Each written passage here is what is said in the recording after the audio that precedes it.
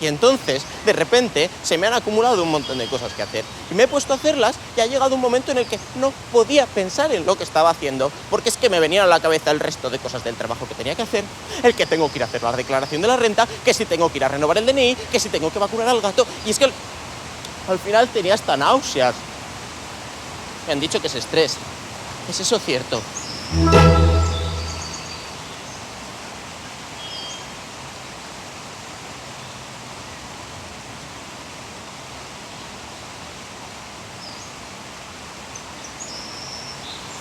¿Tú me estás esperando a mí? Pues va a ser que sí.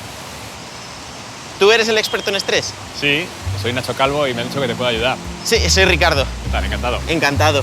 Pues creo que te ha comentado mi amigo del futuro, ¿no? Un poco lo que me pasa. Me ha parecido que estabas un poquito estresado. ¿Qué sería el estrés en sí? ¿Cómo lo definirías? Bueno, pues un proceso adaptativo del cuerpo, enfrentándose a este tipo de amenazas, este tipo de demandas ambientales, en el que el cuerpo intenta equilibrar los sistemas. Lo hace en diferentes fases y en ese sentido las diferentes fases pues empiezan por procesos más somáticos, más del cuerpo, a través del sistema nervioso autónomo, en el que emite esa reacción preconsciente muy rápida, ¿no? Para prepararnos. Vale, como cuando tienes que huir, como si tuvieses que huir de un depredador o defenderte o pegarte o como... Básicamente es un vestigio biológico, ¿no? Una herencia de nuestros antepasados que todavía tenemos a día de hoy porque nos podría proteger para sobrevivir, pero que efectivamente en nuestra sociedad de bienestar pues no solemos tener que utilizar habitualmente. Podemos hablar de estrés también como estresores, es decir, aquellas circunstancias que generan el proceso adaptativo del cuerpo que se ha definido también como el síndrome general de adaptación.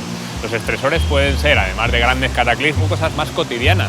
Es decir, el día a día, el simple hecho de, por ejemplo, tener una hipoteca, tener que ir todas las mañanas aguantando el tráfico, tener que cuidar de varios niños, tener que estar sometido a una serie de circunstancias cotidianas, hacen que la persona pueda resultar al final dañada porque está todo el tiempo preparándose para protegerse de multitud de factores. Esos estresores están haciendo que el sistema de adaptación salte demasiado constante y ya no hay amenazas reales, sino que hablamos de estresores psicológicos. Entonces, la propia mente está estimando muchas más amenazas de las que realmente están produciéndose.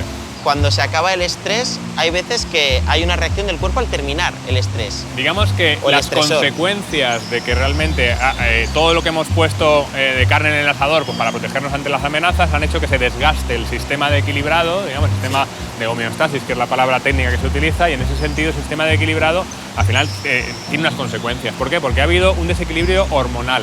Unas hormonas que se llaman glucocorticoides, como el cortisol, lo que hacen es afectar esos órganos diana y pueden ser una circunstancia que nos puede afectar en nuestra genética. Pues hay gente que también le afecta, por ejemplo, a la piel, ¿no? Es una circunstancia que también aparece como una consecuencia psicosomática de mantener demasiado nivel de estrés durante muchos años. Mira, Nacho, yo te quería preguntar una cosa que me pasa a mí, ¿vale? Yo a veces noto como si es que tuviera un gordo interior, ¿sabes? Que me va convenciendo para comer guarrerías. ¿Eso es una locura mía o eso tiene alguna base? No, puede tener una base emocional. Efectivamente, la mente está generando, ¿no?, muchas veces una coartada, una justificación de cómo vas a hacer un régimen al día siguiente, de cómo vas a comer porque en ese momento lo necesitas, ya que hay una sensación interna, efectivamente, a lo mejor de vacío en el estómago o una sensación de desbordamiento. Entonces, la comida a veces se utiliza como una manera de gestionar las emociones de forma, pues vamos a decir, poco eficiente. O sea, existen los comedores emocionales, entonces. Sí, hay gente que de una manera impulsiva utiliza las sensaciones que tienen al comer, ¿no?, como el hecho de que realmente esa saciación, esa sensación de placer inmediato, pues le intenta ayudar a regular. Pero es una regulación ineficiente y a corto plazo, efectivamente, puede sostenerse, pero no va a durar a medio plazo. Además que luego te sientes mal. ¿Existen formas de entrenarse contra el estrés? Por supuesto, tenemos que trabajar, por un lado puede trabajarse las cuestiones de flexibilidad mental, flexibilidad cognitiva, ¿no? Entonces tenemos que plantearnos, situarnos en el momento presente y entender que la mente en muchas ocasiones lo que hace es pues, generarnos, como decía, una dosis de la realidad muy interpretable.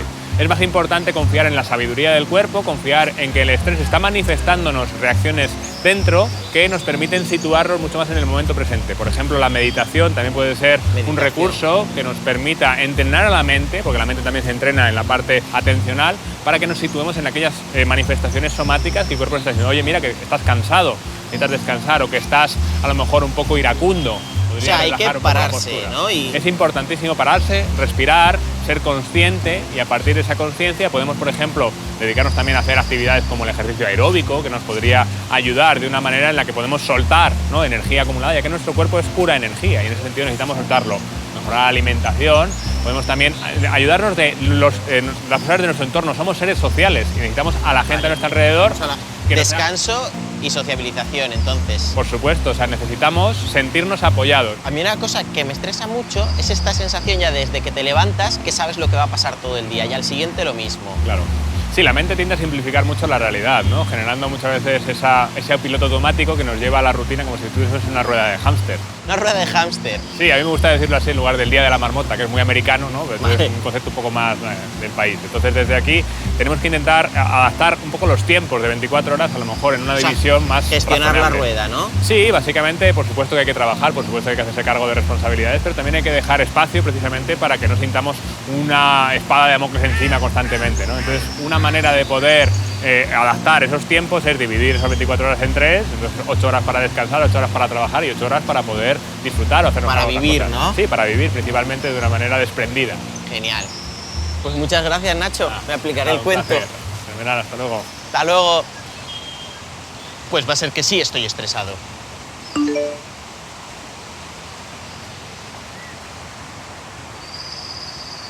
Vale.